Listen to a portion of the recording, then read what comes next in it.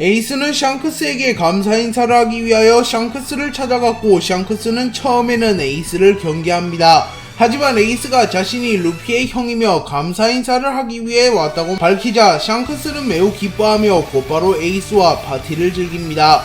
에이스는 샹크스에게 자신이 세계 최강의 사나이를 잡겠다고 말했고 샹크스는 흰 수염을 이라고 말하며 흰 수염이 당대 최강임을 인정합니다. 샹크스는 에이스가 로제의 아들이라는 사실을 확신하진 못했으나 에이스의 행동, 성향, 로제에 집착하는 성격을 보며 에이스가 로제의 아들일 것이라는 것을 어렴풋이 직감했습니다. 미호크는 어느 섬에서 쉬고 있는 샹크스를 찾아왔고 샹크스는 그날따라 기분이 나빴기에 미호크가 찾아오자 승부라도 벌일 것이냐고 묻습니다. 하지만 미호크가 몸도 불편한 자네하고 새삼스레 승부를 가려서 뭘 어쩌겠냐 라고 말했고 루피의 수배지를 건네며 루피에 대해서 묻기 위해서 왔다고 말합니다.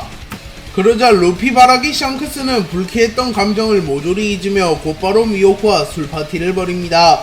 샹크스는 에이스가 티치를 쫓는다는 소식을 들은 이후 흰수염에게 록스타를 파견하여 이를 말려보려고 하였으나 흰수염은 록스타와는 대화조차 나누지 않았고 샹크스는 결국 자신이 직접 흰수염과 접촉합니다. 사왕 2명이 접촉하자 세계정부에서는 이를 경계하였으나 오로성들은 샹크스가 연루되어 있기에 별다른 액션을 취하진 않으며 샹크스를 신뢰하는 모습을 연출합니다. 샹크스는 모비딕에 승선하자마자 엄청난 폐양색 패기를 뿜어대며 흰수염 해적단 신참들을 기절시켰고 마르코와 조즈는 이를 보며 감탄합니다. 모비딕에서 마르코를 만난 샹크스는 마르코에게 스카우트를 하였으나 마르코는 이를 당연히 거부합니다. 샹크스는 흰수염이 애주가라는 것을 알았기에 좋은 술을 들고 찾아와 흰수염에게 건넸고 흰수염은 만족하는 듯한 모습을 보입니다. 샹크스는 흰수염에게 티치를 쫓으러 간 에이스를 귀환시키라고 말합니다. 그리고 이때 샹크스의 눈에는 상처를 낸 장본인이 티치라는 것이 밝혀졌고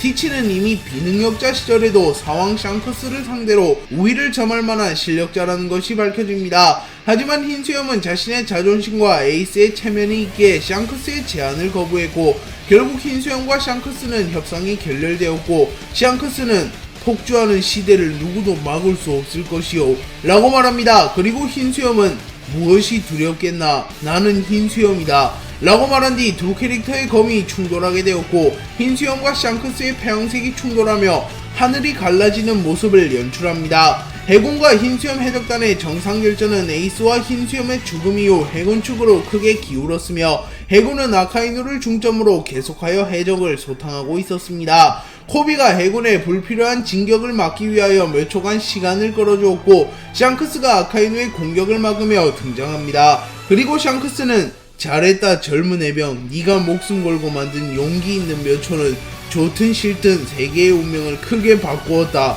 라고 말하며 코비에 의하여 세계의 운명이 바뀌었다고 말합니다.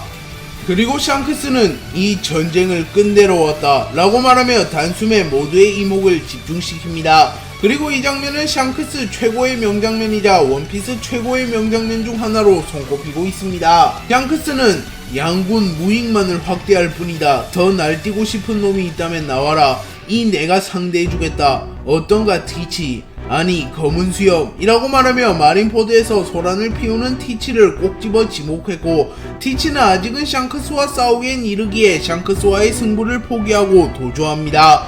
샹크스는 생고쿠에게 흰수염과 에이스의 장례는 자신이 맡겠다고 말하며 지신을 넘겨달라고 요구했고 생고쿠가 이를 수락하며 샹크스는 에이스와 흰수염의 시신을 양도받습니다. 샹크스는 마린포드에서 오래간만에 버기와 재회하였고 버기는 샹크스를 보며 반가움과 분노의 감정을 동시에 드러냅니다. 샹크스는 버기에게 루피에게 밀짚 모자를 전달해달라고 말했고 처음에는 버기가 이를 거부했으나 샹크스가 보물지도로 버기를 회유하였고 결국 버기는 샹크스의 심부름을 수행합니다. 그리고 버기는 심부름을 한 이후 샹크스에게 속았다는 것을 알게 되었고 곧바로 샹크스의 멱살을 잡으며 성질을 부립니다. 그리고 버기는 이 장면만으로 명성이 크게 올랐기에 버기의 입장에서도 큰 손해는 아닙니다. 샹크스는 정상결전 이후 쓰러진 루피를 보고 지금 만난다면 약속이 틀리잖냐 루피 라고 말하며 아직은 자신과 만나기엔 이르다고 말합니다. 샹크스는 정상결전 이후 스핑크스 섬에서 흰수염과 에이스의 장례식을 해주었고 흰수염 해적단은 샹크스에게 감사를 표합니다. 샹크스는 에이스의 최후의 행동을 듣고 로저를 떠올리며 놀라는 모습을 보였고 자신은 때때로 로저가 도망치길 바랬다고 말합니다. 그리고 샹크스는 루피를 떠올리며 괴롭겠지 루피 남자는 때때로 물러설 때가 있는 법이다 라고 말하며 비록 루피가 듣지는 못하였지만 루피에게 위로를 해주었습니다. 샹크스는 루피가 웍베리의 사나이가 되었다는 소식을 듣자 그 소식이 담긴 신문을 치켜 세우며 기뻐하는 모습을 연출합니다. 또한 이 섬에서 결혼식을 진행했다는 떡밥이 공개되었으며 이후 샹크스의 썸녀 마키노가 임신했다는 소식까지 전해지며 마키노가 임신한 아이가 샹크스의 친자식이라는 설이 제기되고 있습니다. 바르톨로메오는 루피를 과하게 충성한 나머지 샹크스의 영토에 걸려있는 빨간머리 해적단의 깃발을 불태워버렸고 루피와 샹크스는 조금은 뻘쭘해졌습니다. 키드는 샹크스를 찾아가 도전을 걸었고 그 결과 키드는 팔을 잃는 중상을 입으며 샹크스에게 참교육당했습니다. 루피가 5왕에 등극한 이후 샹크스는 루피를 곧 만날 수 있다고 말하였으며 오로성을 찾아가 어느 해적에 대해서 하고 싶은 이야기가 있습니다 라고 말하며 루피에 관한 이야기를 나눕니다. 샹크스는 와노쿠니 전쟁 종결 직후 모종의 이유로 와노쿠니로 오게 되었고 와노쿠니에 입성한 샹크스는 오뎅, 모모노스케, 히오리 등과 추억을 떠올립니다. 샹크스는 벤베크맨에게 이제 원피스를 찾으러 갈 시간이다 라고 말을 하며 자신 역시 원피스를 노림을 암시합니다. 샹크스는 루피의 새로운 수배설을 보며 이것이 라고 말하는데 아마 샹크스는 니카에 대해 알고 있을 가능성이 높아 보입니다. 샹크스는 와노쿠니에 입성한 로코규를 발견한 이후 엄청난 폐왕색 패기를 발산하며 신시대가 두렵나 라고 말했고 로코규는 제 아무리 자신이라도 샹크스와 루피를 상대할 순 없기에 도주합니다.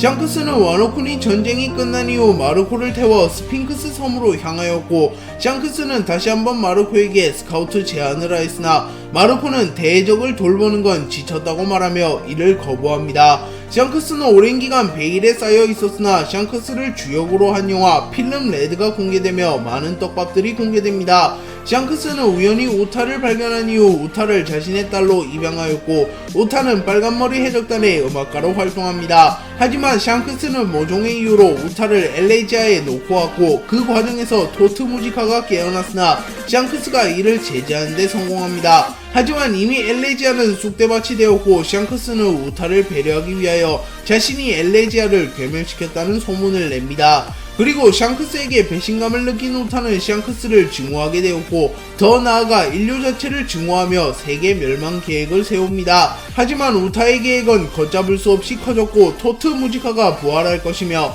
세계의 인구 70%가 소멸될 위기에 처합니다. 하지만 그 순간 엘레지아의 샹크스가 나타났고 샹크스는 혼신의 힘을 다해 토트 무지카를 막아섭니다. 루피와 샹크스, 빨간머리 해적단, 밀짚모자일당, 카타코리 등은 콤비를 이루며 토트 무지카를 다시 한번 제압하는 데 성공합니다. 토트 무지카가 제압된 이후 키자루와 후지토라는 우타를 잡아가려 하였고 샹크스는 엄청난 폐양색 패기를 뿜어내며 이를 막아내며 우타를 지켜내는 데 성공합니다. 하지만 우타는 힘을 모두 소진했기에 결국 사망한 것처럼 묘사되었고 샹크스는 슬퍼하는 표정을 짓습니다. 샹크스가 타고 다니는 선박의 이름은 레드포스호로 샹크스의 트레이드마크인 빨간색을 본떠 만든 배입니다. 샹크스의 일본 성우는 이케다 슈이치로 샹크스의 성우는 샹크스와 매우 어울린다는 평가를 받습니다. 샹크스는 팔을 잃었기에 전투력이 감소했다는 논란이 있긴 하지만 오다 작가님이 직접 샹크스는 외팔이든 양팔이든 전투력이 동일하다고 오피셜을 내렸습니다.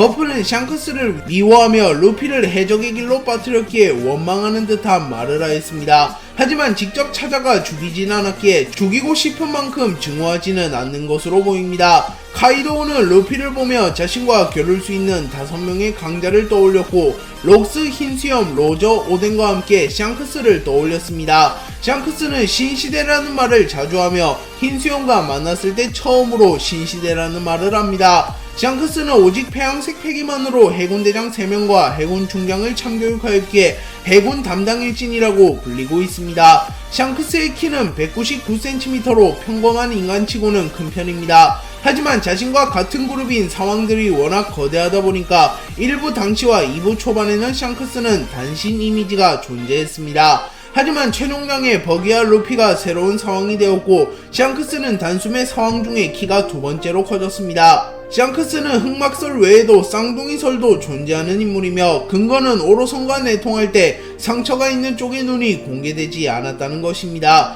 샹크스는 분량이 적은 캐릭터지만 단행본 소개란에는 항상 나오는 캐릭터이며 원피스의 극초반부터 등장했던 인물이기에 원피스의 근본 캐릭터라고 볼 수 있습니다. 샹크스는 폐양색 패기를 각성하여 휘감는 경지가 아닌 다른 형태로도 폐양색 패기를 활용할 수 있다는 것이 공개되었습니다. 샹크스는 루피와 언젠가 재회할 예정이며 이는 독자들이 가장 기대하는 장면 중 하나입니다. 하지만 티치라는 변수가 있으며 샹크스가 티치에게 죽을 수도 있다고 암시된 장면이 여럿 있기에 독자들은 샹크스의 죽음을 걱정하고 있기도 합니다. 샹크스는 천룡인설도 존재하는 인물로 가벨리가 출신지인 이유가 록스가 천룡인의 자식인 샹크스를 빼돌렸기 때문이라고 말합니다.